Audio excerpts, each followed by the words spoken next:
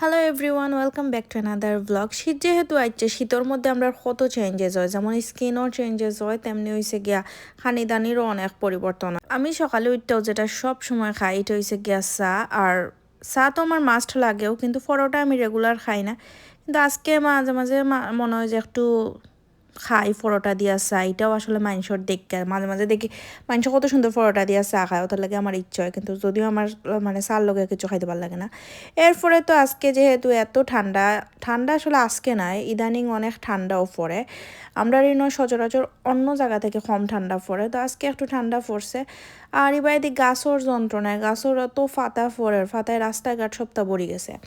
আজকে দুপুরে খানের কুন্দাও নাই, তেমন রানতে ভাল লাগে না। রানতে ভালো না লাগলে আমরা সবরও কিন্তু একটাই ফ্রেন্ড আছে গড়ো, ডিমবাজি। ডিমবাজি দিই সব সময়, যদি আমরা কোনো কিছু না থাকে তখন ডিমবাজি দিয়েও ভাত খাওয়া লাগে। ওদের লাগে আজকে ডিমবাজি করিলিরাম আমি সুন্দর করি। 4টা ডিম আছে, 4টা ডিম আসলে আমি খাইতাম না, আমার জামাইয়ে খাইবা।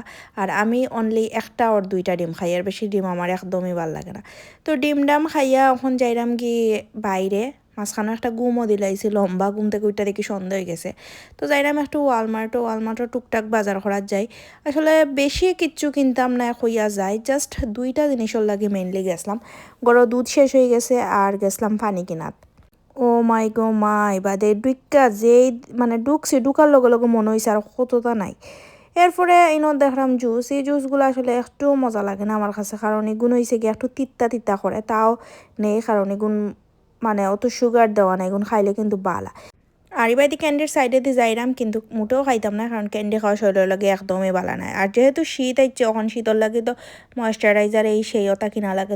তো আমি দেখলাম যে কোনটা কিনতাম, দেখতে দেখতে চিন্তা করলাম যে এটা আসলে আমার মুখ যেটা কিচ্ছু স্যুট করে না, যার কারণে আমি খালি দেখতেও দিলাম। অবশেষে একটা জায়গা তো এই আটকাইলাম, ভেজলিন হয়েছে গিয়া আমার মোটামুটি ভাল লাগে, যার কারণে আমি অন্য কোনো ক্রিম টিম ইউজ করে শান্তি পাই না। আমার ভেজলিন হয়েছে আমার লাগে একদম পারফেক্ট। এরপরে কেনাকাটা শেষ করে একটা জিনিস কিনা তাইয়া আস্তে গাড়ি বইটা লইয়া যেরাম কি জিনিসপত্র, এটা অলওয়েজ হয় আপনার লোকে, ওটার লাগে আমি আসলে বারোইতেই চাই না, কারণ আমি জানি যে আমি একবার মার্কেটও গেলে কি একটা জিনিসের লাগে গেলে মিনিমাম 10-15টা কিনা হয়, তো টুকটাক করতে করতে করতে করতে কত তো হয়ে গেলো। এদিকে বাসা তাইয়াও বানানিত লাইক গেলাম ফুরিয়ে আনতে। জীবনে একটা কথা আমি শুনছিলাম যে একটা কিছু যদি জীবনে বালা হয়ে যায়, এই জিনিসটা বারবার করা লাগে। তো 1 দিন 2 দিন বানাইলিছিলাম বালা করে ফুরিয়ে আনতে, সেরবার থেকে আমার জামাইয়া খালি ফুরি আন্দেশ বানাও কইতে কইতে একটা বালা করে বানাইলে এই জিনিসটা বারবার বানানি লাগে, এটা একদম ফয়লা গুণ তো একদম দেখার মতোই না। লাস্ট একবার থাও বানাইলিছিলাম দেখার মতো, কিন্তু খুবই জঘন্য হয়েছে।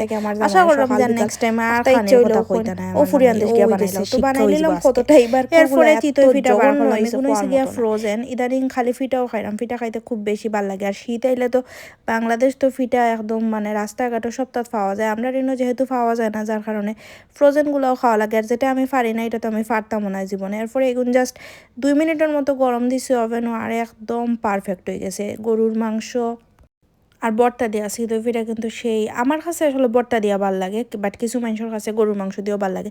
আমার তো 3-4 ধরনের বর্তা দিয়ে খুব বেশি ভাল লাগে।